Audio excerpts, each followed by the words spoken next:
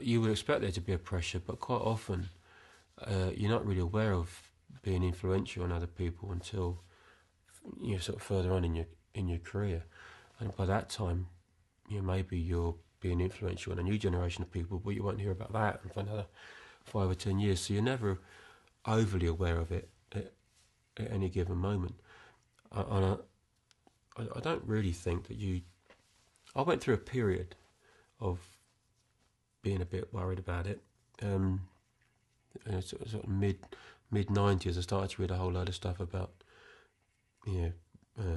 Trent Reznor, Nine Inch Nails, and Manson. All these sort of people were talking about me being influential, and I was just finishing an album then, and I for that particular few months, I felt really bad, really worried about it, because I thought, oh God, all these people are now going to be listening to what I'm doing, expecting it to be brilliant because these people have said what they said.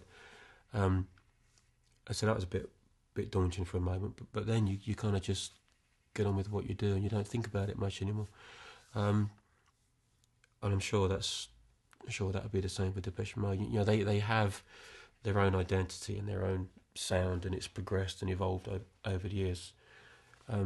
Partly perhaps due to Alan Wilder being there and they're not being there has dictated their sound to a degree, but even so, they've been around for a long time and been very successful for a long time.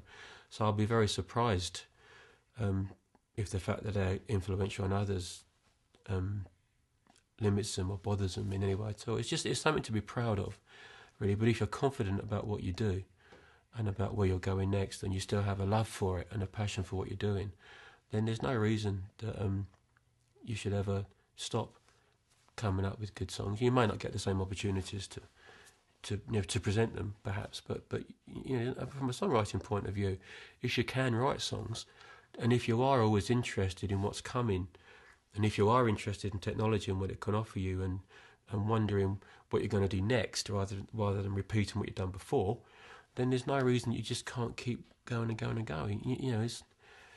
Some people seem to think that you might have 10, 20 good songs and that's the end of it. Because I suppose so many people do only have 10 or 20, but there are others who have an unlimited sort of reservoir, if you like, of songs in them. All they're going to do is run out of life before they've got it all out. I think Depeche are probably firmly in that category.